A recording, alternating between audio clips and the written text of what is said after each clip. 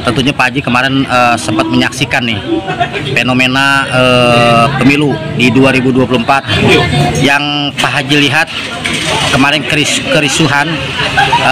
Nah ini diduga ada penggelembungan suara. Nah yang Pak Haji ketahui seperti apa sih di wilayah Pak Haji selaku tokoh di Pebayuran? Terima kasih waktunya. Assalamualaikum warahmatullahi wabarakatuh. Saya sebagai masyarakat Pebayuran, saya sudah audien sebelumnya, sebelum pleno PPK di Bandung, saya sudah audien sama PPK bahwa saya ingin mengikuti proses pleno di PPK Pebayuran. Ternyata PPK Pebayuran menolak, padahal undang-undang saat pleno itu PPK wajib mengundang masyarakat di samping penyelenggara dan peserta pemilu. Tapi mereka tidak berkenan saya untuk hadir di tempat itu, sehingga saya tahu bahwa terjadinya kericuhan di Pebayuran itu. Saya mengingatkan, tolonglah Anda penyelenggara PPK untuk kerja yang baik, jujur dan benar.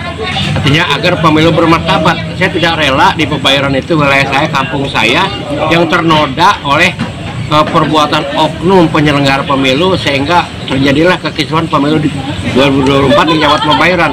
Saya tahu bahwa ada beberapa peserta pemilu, wabil khusus para caleg, bapak caleg yang ada komunikasi dengan saya sehingga mereka merasa bahwa suaranya terzolimi.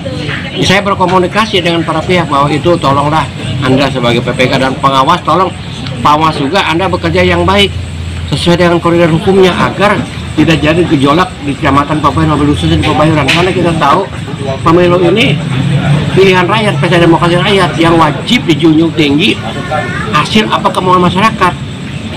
Dan setelah itu saya mendengar bahwa memang saya ketika pleno itu tidak dilibatkan, tidak diajak dan bahkan tidak diundang oleh PPK. Saya inginkan bahwa kami bukan mau mencampuri urusan PPK, tapi kami masyarakat juga ingin tahu. Jangan sampai nanti terjadi, kalau terjadi sesuatu ribut di Bandung, kan kita nggak enak sebagai masyarakat Pebayuran gitu ya. Kita berharap adalah pemilu itu yang adil, jujur dan beradab dan bermartabat, hasilnya akan maksimal.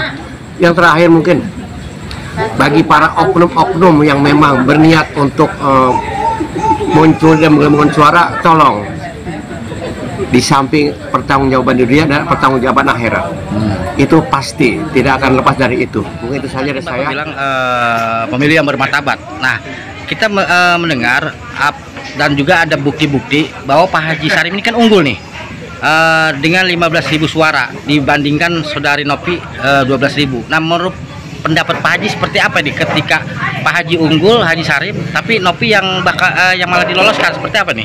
Nah itu artinya gini kan, kita tahu bahwa ketika itu saya juga mantau, setiap hari saya mantau di sana di PPK, semuanya ada saksi, semuanya punya data, bahkan saksi itu punya data C1, semuanya punya data C1 dan DA juga punya.